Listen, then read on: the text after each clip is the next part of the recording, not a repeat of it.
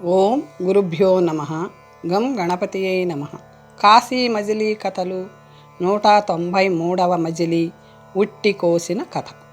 ఎప్పుడు తెల్లవారుతుందా, ఎప్పుడు ఆ కాళికాలయం చూస్తానా అని ఆలోచిస్తూ విక్రమార్కుడు ఆ రాత్రి నిద్రపోనే లేదు. తెల్లవారి అతను స్నానం చేసి జపం చేసుకుంటుంటే ముగ్గురు మిత్రులు అతని వద్దకు వచ్చారు. శ్రీధర, రాత్రి అర్చకుడితో మాట్లాడావా అడిగాడు విక్రమార్కుడు.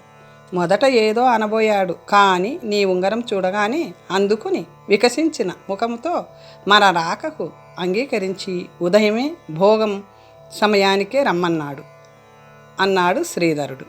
వేళయింది, పోదాం పదండి అంటూ బయలుదేరదీశాడు విక్రమార్కుడు లోపల పట్టుబట్టలు పైన అంగీలు ధరించి ఉపాహారాలు తెమ్మని నియోగించి పూజారి చెప్పినట్లే ఉత్తర గోపురం వద్దకు పోయి నిలుచున్నాడు. వాళ్ళ రాక కోసం ఎదురు చూస్తున్న అర్చకుడు రాజపుత్రుడికి నమస్కారం చేసి చెయ్యి ముద్దు పెట్టుకొని ద్వారపాలకుడితో, వీనిని దేవతా దర్శనం కోసం తీసుకుపోతున్నాను, ఇతను రాజకుమారుడని తెలుసునా అన్నాడు. వాడు నమస్కరించి, స్వామి, మీరు రాజశాసనం వినలేదా? అనుమతి లేనిదే రాజపుత్రాదులను ఆలయంలోకి పోనివ్వవద్దని ప్రభు ఆజ్ఞాపత్రిక పంపి ఉన్నారు. పోనిస్తే మాకు మాట రాదా అన్నాడు.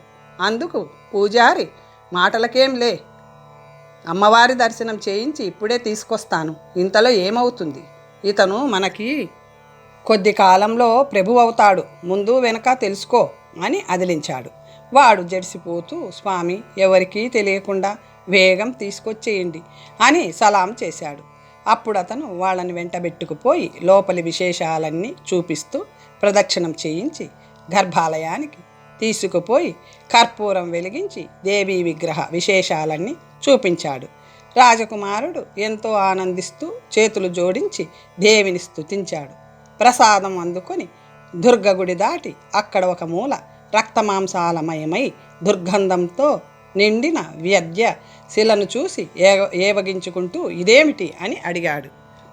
రాజపుత్ర, ప్రజలు తాము మొక్కిన మొక్కులు, మేకలు, కోళ్ళు, ఎనుబోతులు మొదలైన వాటిని ఇక్కడ బలిస్తారు.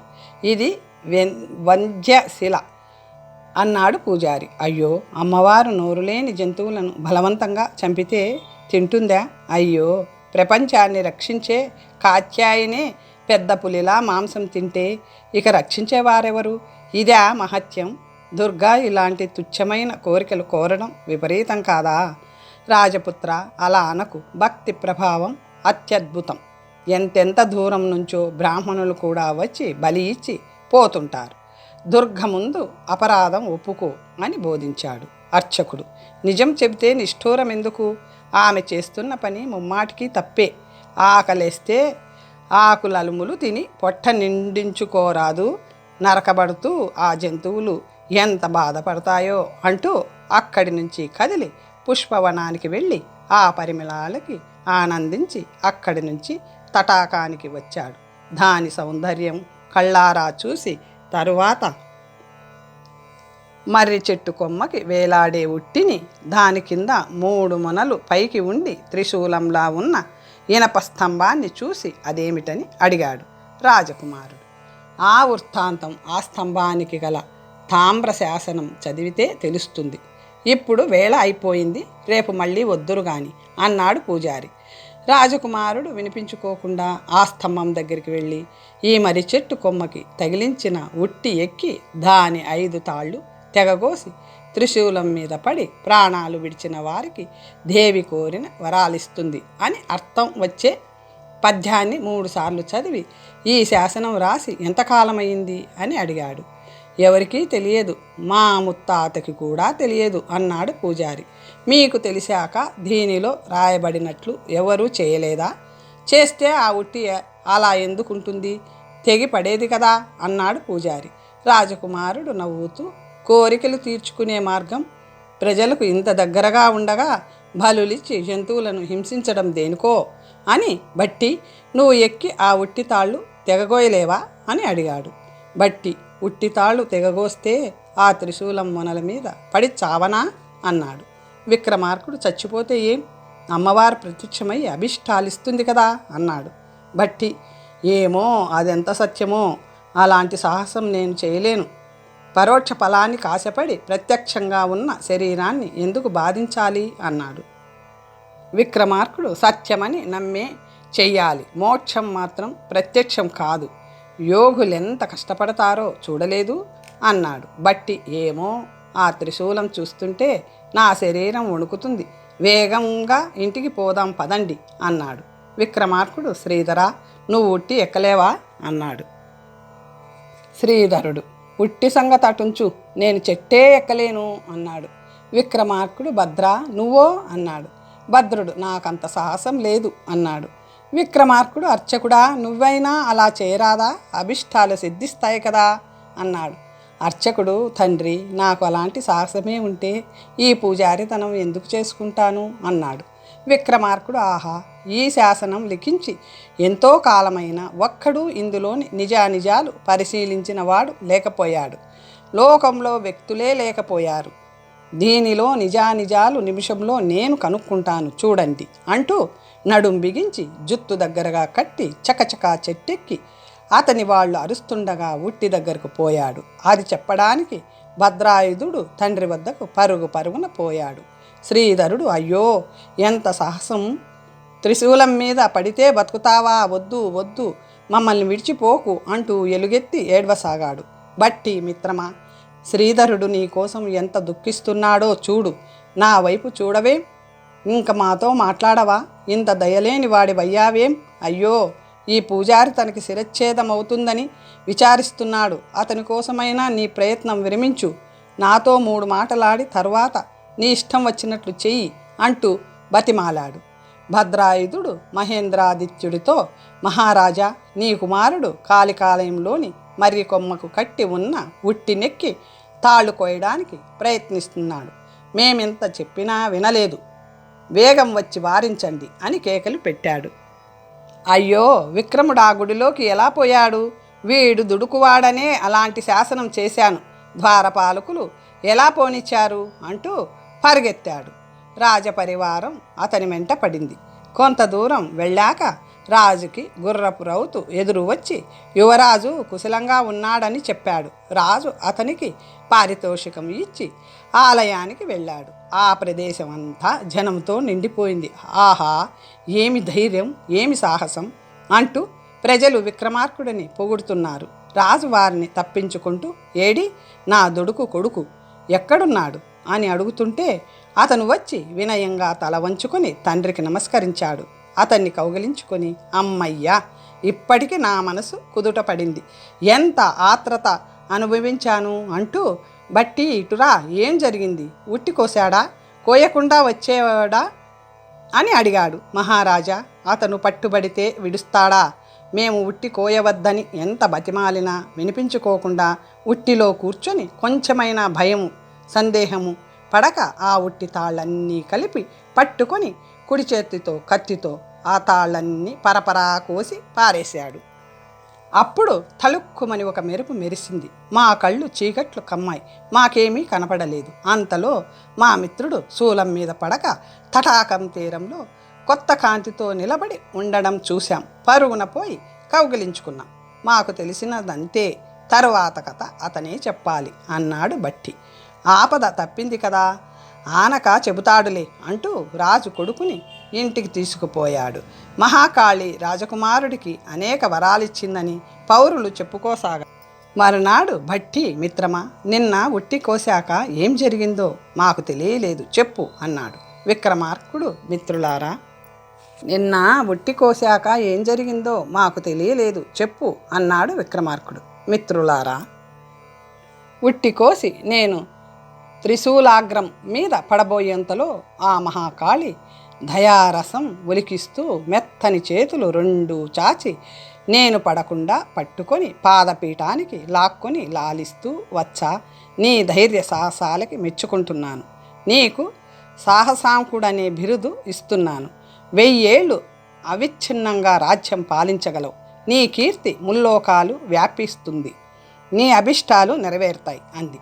అంబా, అస్థిరాలైన భోగాల పట్ల నాకు మనసుండదు, 1000 రాజ్యం చేసినా అంతు అనేది ఉంది కదా.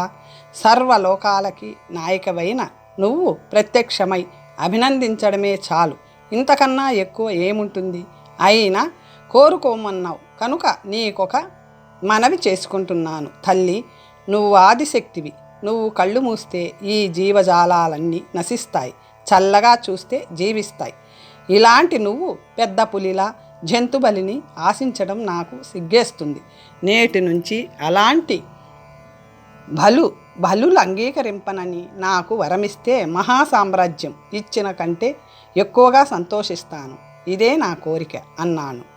ఆమె చిరునవ్వుతో నన్ను ముద్దు పెట్టుకొని, బాలక, నీదెంత మంచి బుద్ధి, నీ సుగుణాలు మెచ్చదగినవి. కుమార, నీకు నిజం చెబుతున్నాను. పశుబలి ఇవ్వండి, నేను మీ కోరికలు తీరుస్తాను అని నేనెవ్వరితో అయినా చెప్పానా? ప్రజలు నిజం తెలుసుకోకుండా ఎవరో ఏదో చేశారని తాము అదే చేస్తారు. అంతేకాని ఇది నా ఆదేశం కాదు. అయినా నువ్వు అడిగావు కనుక ఇక నుంచి ఇలాంటి పని జరగకుండా శాసిస్తాను అని అంతర్ధానం అయ్యింది.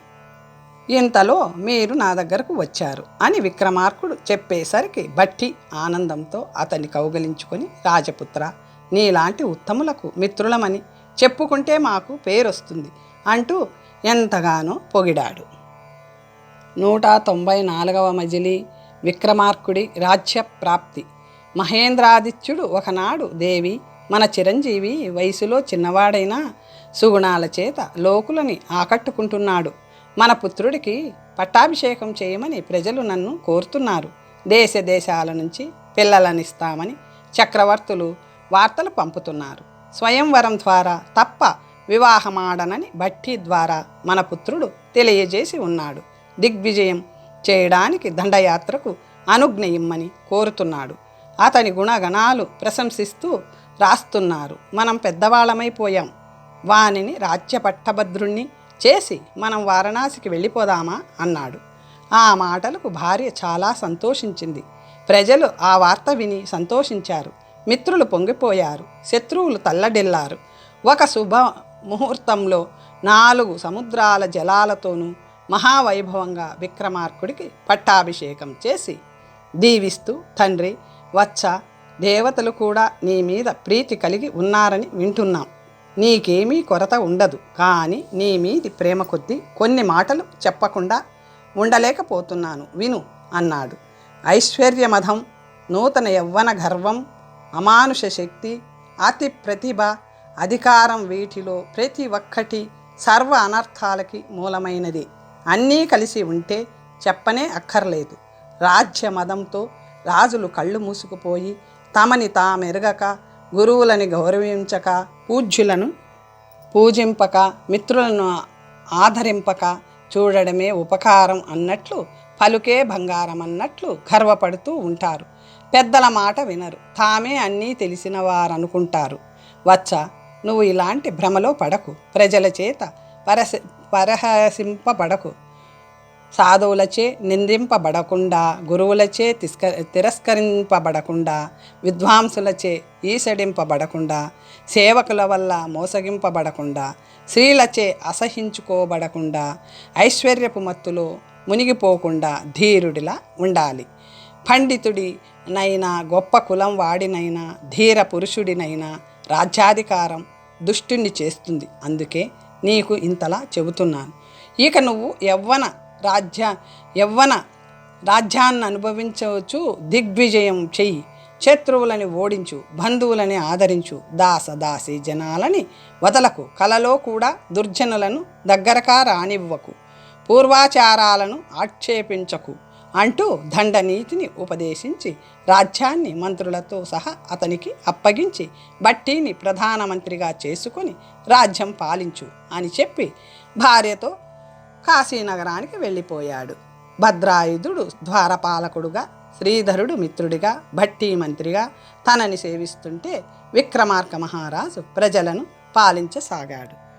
ఒకనాడు అతను సభలో ఉండగా ఒక సన్యాసి వచ్చి ఆశీర్వదించి ఫలం ఇచ్చి దగ్గరలో కూర్చున్నాడు. రాజు ఆ పండును భట్టీకి ఇవ్వగా అతను దానిని పరీక్షించి, ఇది అపూర్వం కానీ కృత్రిమంగా కనబడుతుంది అంటూ నేలకేసి కొట్టాడు. అది చితికింది. చితికింది. దానిలోని కాంతులు ఈనుతున్న రత్నాన్ని చూసి రాజు ఆశ్చర్యపోతూ సన్యాసిని చూస్తూ, ఆర్య, మీరు సర్వసంగ పరిత్యాగులు, మట్టిని బంగారాన్ని ఒకేలా చూసేవారు. మీకు కృత్రిమ ఫలం ఎక్కడ దొరికింది? దొరికినా మాకెందుకు ఇచ్చారు?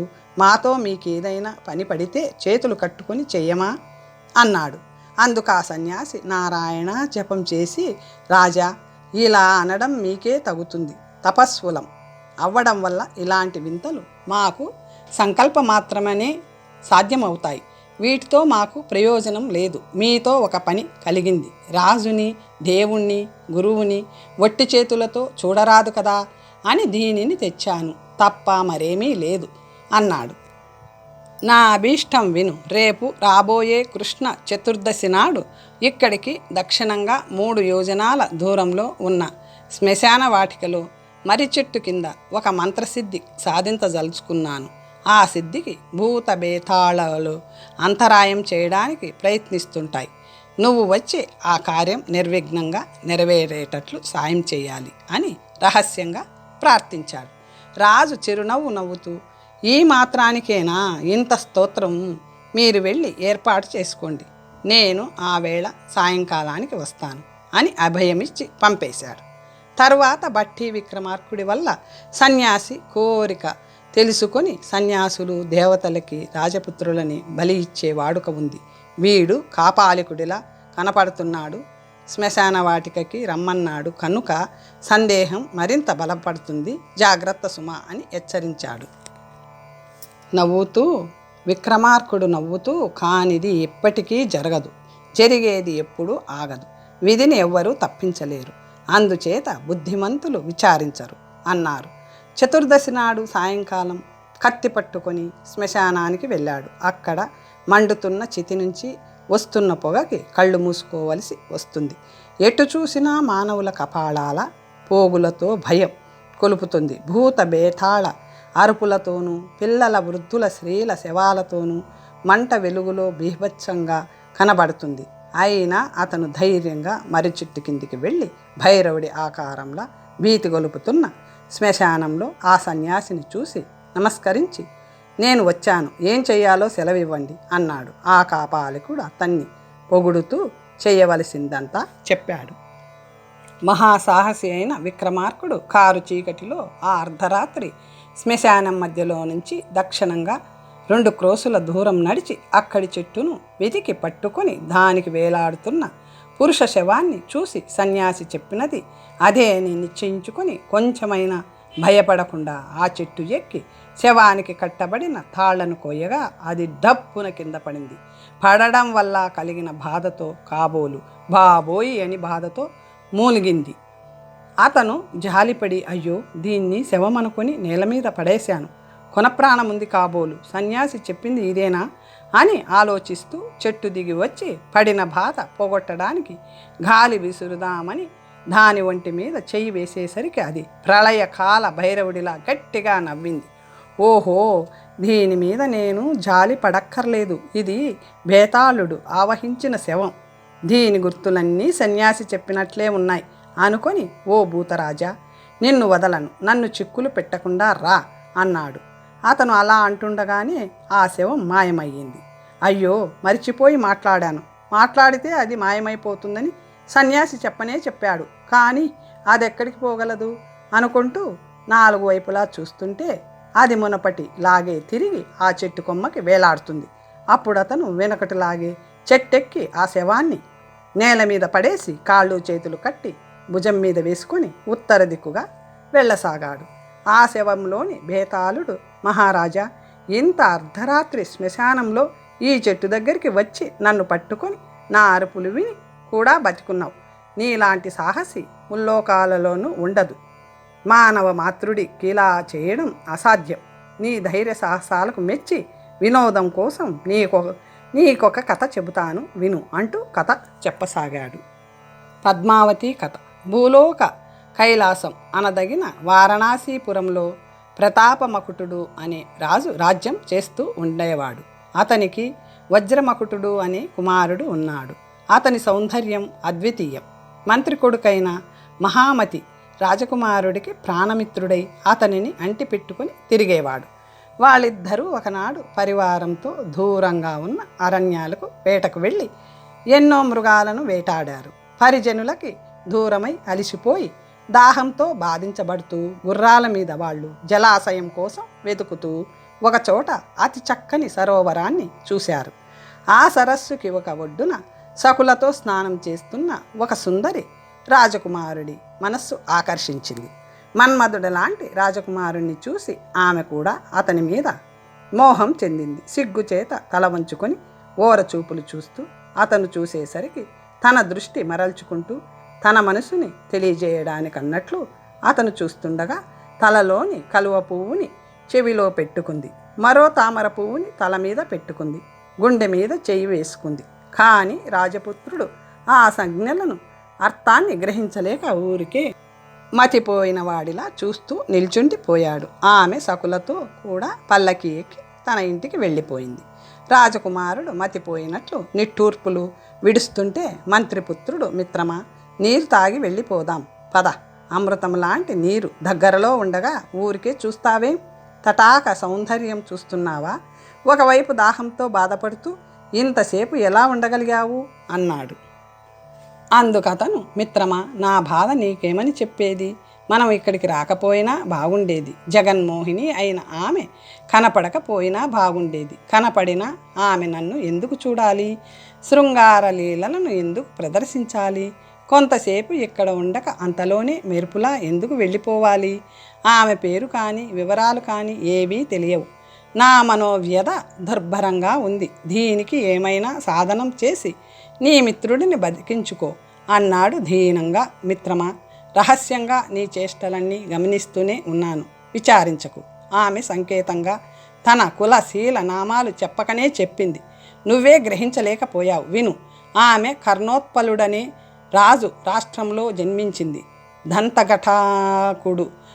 దంతఘటాకుడనే వాడి కూతురు పేరు పద్మావతి. గుండె మీద చేయి వేసుకోవడంలో ఆమె ఉద్దేశం తన ప్రాణాలు నీ మీదే ఉన్నాయని చెప్పడమే.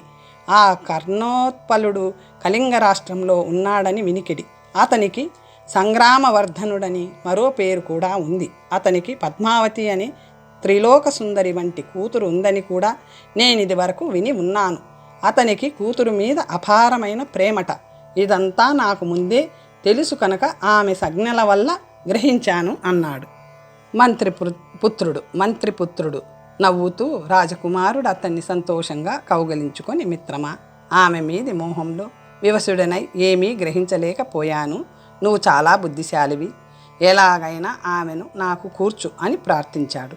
అప్పటికప్పుడే వాళ్ళిద్దరూ బయలుదేరి కర్ణోత్పలుడి నగరం ప్రవేశించి దంతఘాటుకుడి ఇల్లు వెతుక్కుంటూ ఆ ప్రాంతంలోని ఒక వృద్ధురాలింటికి వెళ్ళి అడిగారు. అందుకు అవ్వ, దంతఘాటకుడు నాకు తెలియకపోవడమేమిటి?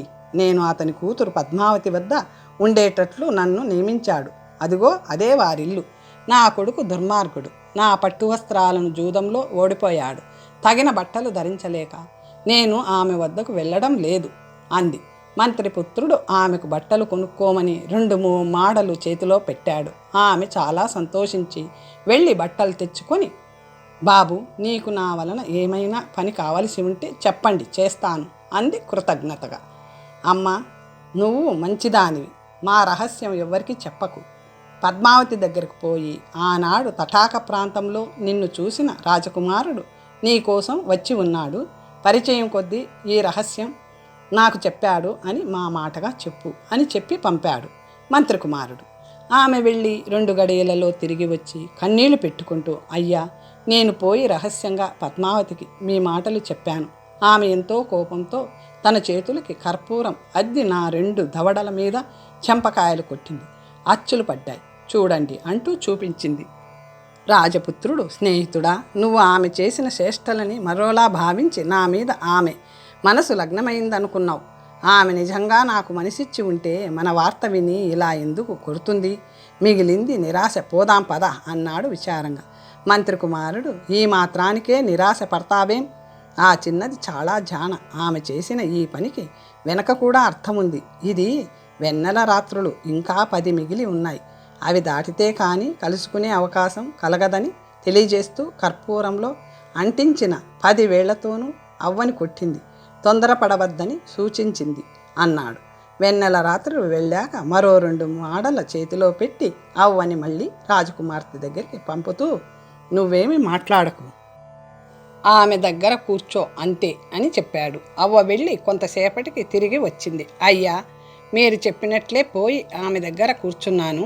ఆ పద్మావతి మునుపు నేను చేసిన తప్పుని చెబుతూ పారాణిలో 3 వేళ్లు ముంచి కొట్టింది చూడు అంటూ చూపించింది. ఆ గుర్తులు చూసి రాజకుమారుడు అధైర్యపడిపోయాడు. మిత్రమా, నన్ను ఊరికే ఆశ పెడుతున్నావు. మనమంటే ఇష్టముంటే ఇలాగా రాయబారిని కొడుతుందా అన్నాడు. రాజకుమార, నిదానించు. ఇది కూడా అభిప్రాయం తెలపడమే. తాను రజస్వలనని 3 రోజులు తాళమని ఆమె సూచన అన్న మంత్రికుడి కుమారుడు మాటలకు అతను మళ్ళీ కుదుటపడ్డాడు. 3 దినాలు గడిచాక మంత్రిపుత్రుడు ఆ వృద్ధురాలి చేతిలో మళ్ళీ 4 మాడాలు పెట్టి ఎలాగో కష్టపడి మరోసారి రాజకుమార్తె వద్దకు వెళ్ళిరా, ఏ మాట చెప్పకు అనకు అని ఆమెను మళ్ళీ పంపాడు. అవ్వ మునపటిలాగే పద్మావతి దగ్గరికి పోగా ఆమె ఏమీ మాట్లాడక చాలా గౌరవించి వినోదాలు చేస్తూ సాయంకాలం వరకు ఆమెను కూర్చోబెట్టింది. అప్పుడు నేను పోయి వస్తాను, అనుజ్ఞ ఇవ్వు అని ద్వారం వద్దకు వెళ్ళేసరికి వీధిలో కోలాహలం వినపడింది. పెద్ద ఏనుగుకి పెరిగి గొలుసు తెంచుకొని పారిపోతూ కనపడిన వారందరినీ చావగొడుతుంది అంటూ జనం 4 మూలలకి పారిపోతున్నారు. అప్పుడు పద్మావతి ఆ వృద్ధతో, నువ్వు రాజమార్గంలో వెళ్ళొద్దు, ఈ పీటకి తాళ్ళు కడతాం, దీని మీద కూర్చో, పెద్ద కిటికీలో నుంచి దొడ్డిలోని తోటలోకి దింపుతాం, పక్కనున్న చెట్టుకి ప్రహరీ మీదుగా అవతలికి పో అని ఉపాయం చెప్పింది. వృద్ధురాలు అలాగే చేసి జరిగినదంతా వారికి చెప్పింది. మంత్రి కుమారుడు మిత్రుడి భుజం తడుతూ, నీ కోరిక నెరవేరుతుంది, నీ మదన తాపం తీర్చుకో అన్నాడు. ఎలా గ్రహించావు? పద్మావతి అవ్వతో ఏమైనా చెప్పిందా అని ఆత్రంగా అడిగాడు. మంత్రిపుత్రుడు నవ్వుతూ, మిత్రమా, నీకు ఇంకా తెలియలేదా? అది చేయించినదంతా ముసలిదాని మీద ప్రేమతో కాదు, నిన్ను అలా రమ్మని మార్గం తెలిపింది. ఈ రాత్రి నువ్వు అలా ఆమెను చేరుకోవచ్చు, కార్యసిద్ధి అవుతుంది అని అతన్ని సంతోషపెట్టాడు. రాజకుమారుడు పెందరాలే భోజనం చేసి చక్కగా అలంకరించుకొని వృద్ధురాలు చెప్పిన తోవన మిత్రుడు తీసుకు వెళ్ళగా ఆ ఇంటి ప్రహరీ చేరుకొని దగ్గరలో ఉన్న చెట్టు కొమ్మ మీదకి ఎక్కించగా లోపలున్న కొమ్మ మీదుగా ఉద్యానవనంలోకి దిగి అక్కడ ఒక గోడ పక్కనున్న పీట మీద కూర్చొని దాని తాళ్ళు కదిపాడు. లోపల చిన్న గంట మోగింది. తాళ్ళు పైకి లాగబడ్డాయి. కిటికీలో నుంచి రాజకుమారుడు పద్మావతి మేడ మీదకి పోయాడు. అది చూసి మంత్రిపుత్రుడు ఇంటికి పోయాడు. ఆ ఇంటిలో అంశతూళిక తల్పం మీద పడుకొని రాజకుమారుడి చిత్రపలకం చూస్తుంది. ఆమె జలతారు వస్త్రాలలో అద్భుతమైన సౌందర్యంతో ప్రకాశిస్తుంది. అక్కడ మరెవ్వరూ లేకపోవడం చూసి రాజకుమారుడు చాలా సంతోషిస్తూ ఆమెను చేరబోయాడు. ఆమె అదిరిపడి లేచి మన్మధుడు లాంటి అతన్ని చూసి మోహావేశంతో కంఠం కౌగిలించుకొని ఉపచారం చేస్తూ, మిమ్మల్ని చాలా శ్రమ పెట్టాను, క్షమించండి, మీ బుద్ధి కౌశలం మెచ్చదగింది అంది. తనకి కళ శృంగార శాస్త్ర పాండిత్యం ప్రదర్శిస్తూ మన్మథలీలల్లో తేలించింది. అలాగా వాళ్ళిద్దరూ ఆ రహస్య గృహంలో 10 రోజుల పాటు సుఖాలలో తేలి ఆడారు. అప్పుడు అతను ఆమెతో, నీ వలపులో పడి చాలా రోజులు గడిపాను, నా ప్రాణమిత్రుడి ఊళ్ళో వృద్ధురాలి ఇంట్లో ఉన్నాడు, ఒకసారి చూసి వస్తాను అన్నాడు. ఆమె ఉలికిపడి, ఏమిటి, నీకు మిత్రుడున్నాడా? నా సంజ్ఞల గ్రహించింది అతనా నువ్వా అని అడిగింది. అతను చాలా బుద్ధిశాలి, నీ చర్యలేవి నాకేమీ అర్థం కాకపోయినా అతనే అన్నీ గ్రహించి నన్ను ఇక్కడికి తీసుకొచ్చాడు అంటూ ఆ వృత్తాంతం అంతా వివరంగా చెప్పాడు. అయ్యో, ఎప్పుడు చెప్పారు కారేం, మీ మిత్రుడు నాకు పూజ్యుడు, అతనిని ముందే సత్కరించవలసింది అంటూ ఆమె అతన్ని గోడ దాటించి పంపింది. రాజకుమారుడు వృద్ధురాలింటికి పోయి తన కోసం ఎదురు చూస్తున్న మిత్రుణ్ణి కౌగిలించుకొని, మిత్రుడా, నీ బుద్ధి బలంతో నాకు అద్భుతమైన ఆనందం కలగజేశావు. పద్మావతి రూపవతే కాక చక్కని జ్ఞాని కూడా. ఆ సల్లాప విలాస వినోదాలేమని చెప్పేది అంటూ తాను ఆ ఇంటిలో ప్రవేశించింది మొదలు అంతవరకు జరిగినవన్నీ పూసగుచ్చినట్లు వివరించాడు. అది విని, అయ్యో, అన్నీ బాగానే చేశావు, కానీ ఆమె సంజ్ఞలు నేను గ్రహించినట్లు చెప్పడం పొరపాటు. అందువల్ల కొన్ని ముప్పులు రావచ్చు. నువ్వే తెలుసుకున్నావంటే ఏం లోపం వచ్చింది అన్నాడు మంత్రి పుత్రుడు. నిజం చెప్పడం వల్ల ప్రమాదం ఉంటుందని నాకు తెలియదే. నేను గ్రహించానంటే ఆమె మరొకటి అడిగితే ఏం చేయగలను? ఆమెకు నీ మీద గౌరవం కలగాలని చెప్పాను. ఆమె నిన్నెంతో పొగిడింది. నీకు సత్కారం చేయాలనుకుంటుంది. ముందే చెయ్యనందుకు విచారిస్తుంది అన్నాడు. వాళ్ళు అలా ఉండగానే తెల్లవారిపోయింది. అప్పుడు పద్మావతి సకురాలు పంచభక్ష పరమాన్నాలు, తాంబూలాలు మొదలైనవి తెచ్చి వారి ముందు ఉంచింది. మీ నిమిత్తం స్వయంగా ఆమె వండింది. మీ మిత్రుడి ఆహారం దీనిలో నుంచి పంపమంది అని, ఇది మీరు భుజించండి అంటూ మంత్రి కుమారుడికి కొన్నింటిని చూపి అతని వద్ద నుంచి పద్మావతి వద్దకు పోయింది. చూశావా మిత్రమా, నువ్వంటే ఆమెకెంత ఇష్టమో. నీకోసం స్వయంగా వండింది, రా తిందాం అన్నాడు రాజకుమారుడు. అతను చిరునవ్వు నవ్వుతూ, నీకొక చిత్రం చూపిస్తాను, అప్పుడు ఆమెకి నా మీద ఎంత ఇష్టమో అర్థమవుతుంది అంటూ పిండి వంటలలో ఒక దానిని తీసి అక్కడే ఉన్న కుక్కకి వేశాడు. అది దాన్ని తిని ఘడియలో ప్రాణం వదిలింది. రాజపుత్రుడు అతన్ని కౌగిలించుకుని, అయ్యో, ఎంత పెద్ద గండం తప్పింది. ఇది నువ్వెలా గ్రహించావో తెలియదు. నీ బుద్ధికి బృహస్పతి కూడా సరితూగడు. నేను దాని కపటం గ్రహించలేకపోయాను. నిన్ను చంపడం వల్ల దానికేం లాభమో తెలియడం లేదు. అది నిన్ను పొగుడుతుంటే నిజమే అనుకున్నాను అన్నాడు. పద్మావతి సకురాలు భక్ష్యాలను విభజిస్తుంటే తెలుసుకోగలిగాను. గుర్తు చూసి మరీ నా ముందు పెట్టింది. నన్ను కడతేర్చితే నువ్వు ఇంటికి పోకుండా దానిని వదలక ఇక్కడే ఉంటామని ఆశించి ఇలా చేసింది. సరే, దీనికి ప్రతీకారం చేద్దాంలే. చాలు చాలు, ఇక నేను దాని దగ్గరకు పోను.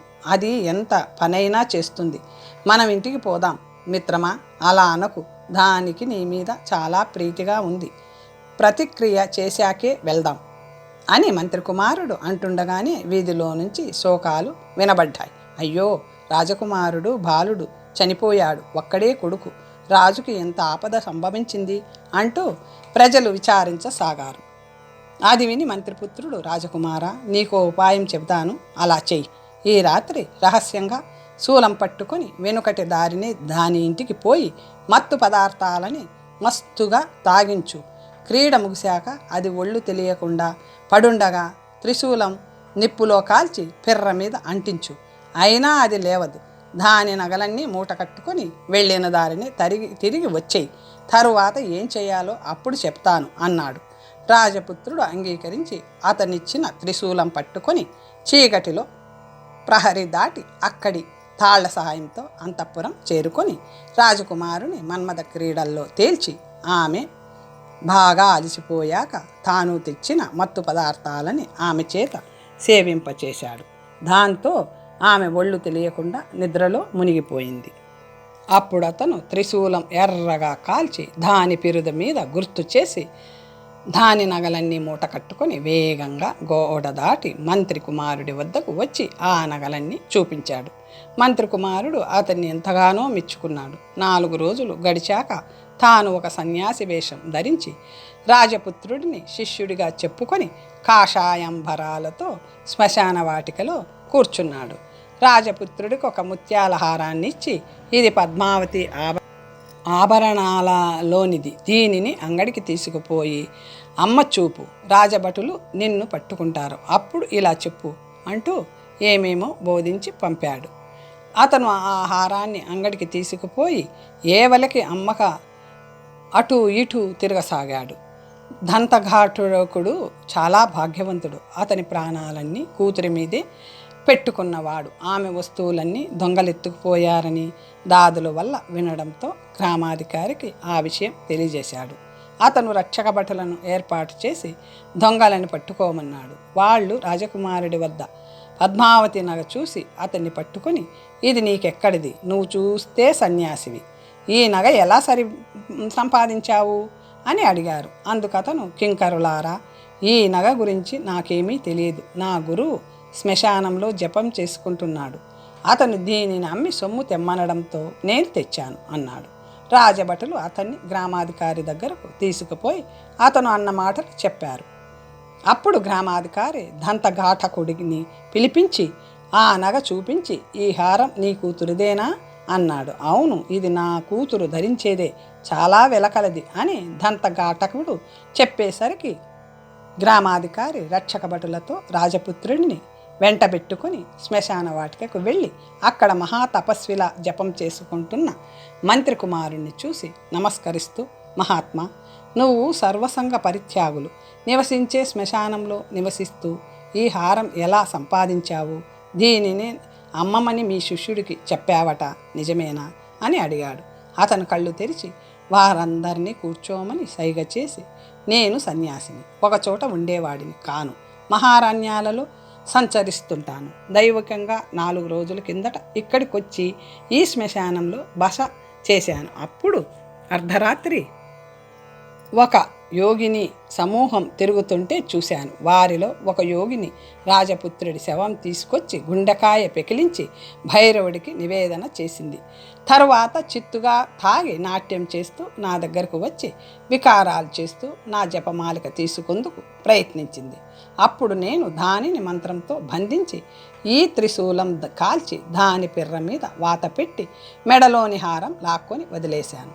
ఇలాంటి హారం తాపసుల దగ్గర ఉండకూడదని శిష్యుడికిచ్చి అమ్ముకు రమ్మన్నాను. ఇదే దీని వృత్తాంతం అన్నాడు. గ్రామాధికారి ఆ వృత్తాంతానికి ఆశ్చర్యపోయి ఏం చెయ్యాలో తోచక అప్పటికప్పుడే రాజు దగ్గరికి పోయి ఆ హారం చూపిస్తూ శ్మశానంలో తపస్వి చెప్పిన విషయమంతా వివరించాడు. రాజు బాగా ఆలోచించి ఒక వృద్ధురాలిని పద్మావతి ఇంటికి పంపి పరీక్షించి రమ్మన్నాడు. అప్పటికప్పుడే ఆమె వెళ్ళి వచ్చి పద్మావతి కుడి జంగనం మీద త్రిశూలం వాత ఉందని చెప్పింది.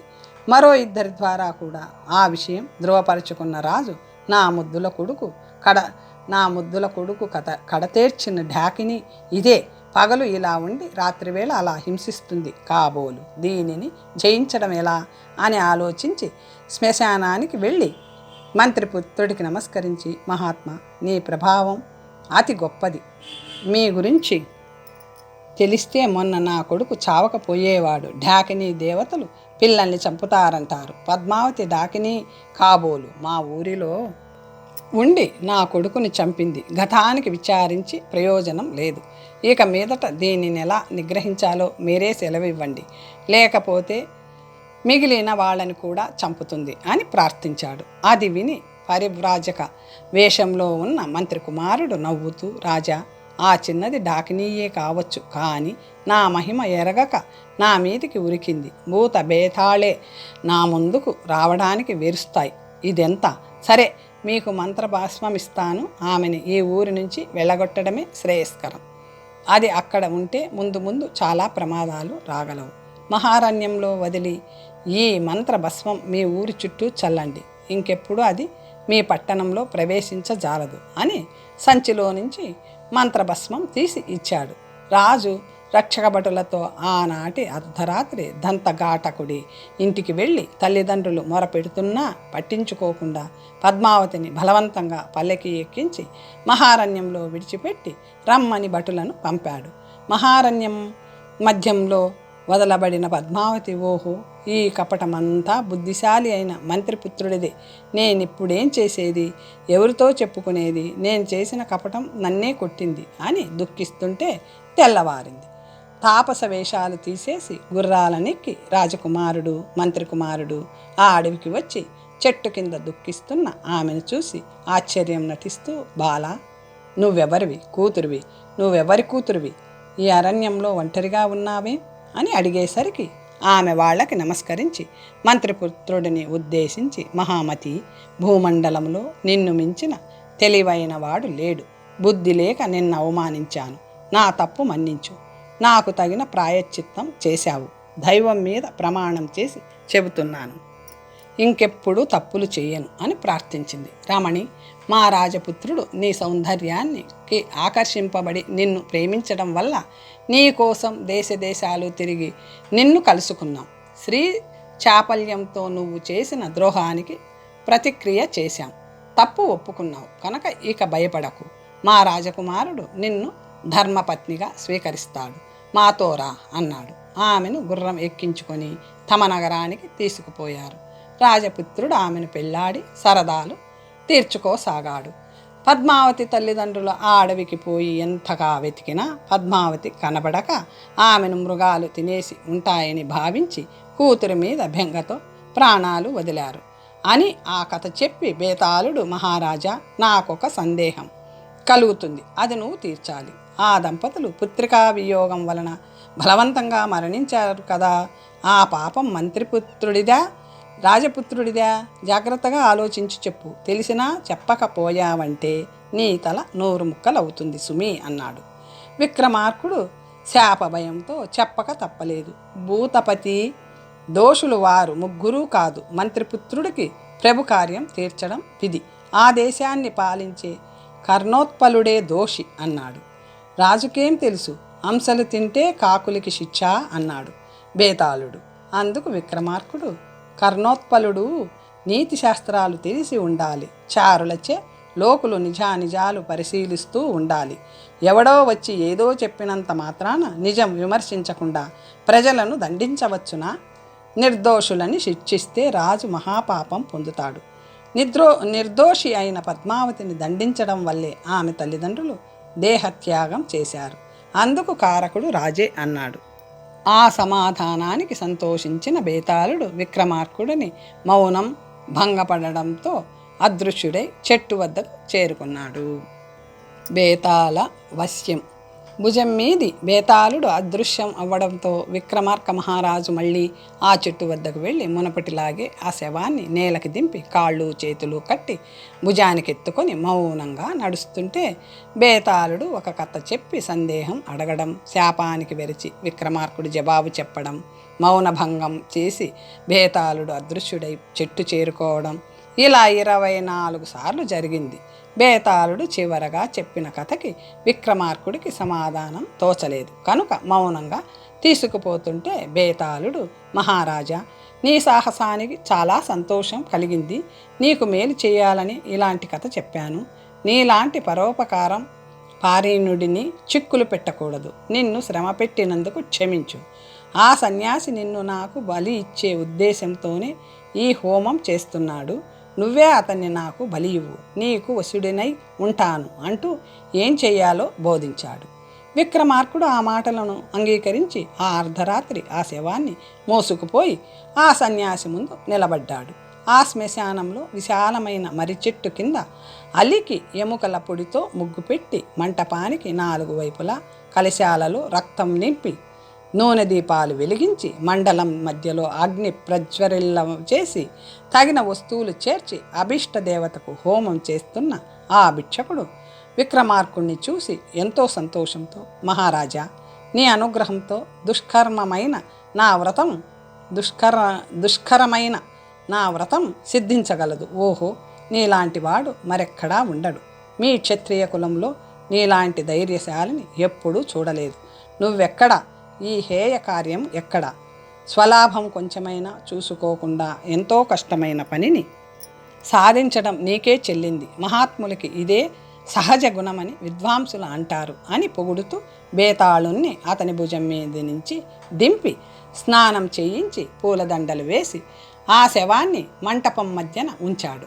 అప్పుడతను శరీరం మీద బూడిద పూసుకొని శవాల వెంట్రుకలను జంధ్యంగా వేసుకొని శవానికి కట్టిన వస్త్రాన్ని ధరించి మంటపంలో నిలబడి కొంచెం సేపు ధ్యానించి మంత్రబలంతో బేతాళుణ్ణి ఆ శవంలోకి రప్పించి విధి విధానంగా అర్చించాడు. కపాలంలో ఉంచిన మానవ కళేభర రక్తంతో అర్ఘ్యమిచ్చి మనుషుల కళ్ళతో పొగ వేసి నరమాంసం బలి ఇచ్చాడు. పూజ పూర్తి చేసి దగ్గరలో కత్తి పట్టుకొని నిలబడిన విక్రమార్కుణ్ణి చూస్తూ, మహారాజా, నేను అర్చించిన ఈ మహాదేవతలకు నువ్వు కూడా సాష్టాంగ నమస్కారం చెయ్యి, శుభాలు లభిస్తాయి అన్నాడు మేలుకోరేవాడిలా. పరివ్రాజక, సాష్టాంగ నమస్కారం ఎలా చెయ్యాలో నేనెరుగను. నువ్వు చేసి చూపిస్తే నేను అలా చేస్తాను అన్నాడు. విక్రమార్కుడు ఆ దుర్మార్గుడు ఇలా చెయ్యాలి అంటూ నేల మీద పడుకోగానే ఆ రాజు తన చేతిలోని కత్తితో అతని తల నరికి అతని గుండెలతో రక్తాన్ని బేతాళుడికి నైవేద్యం పెట్టాడు.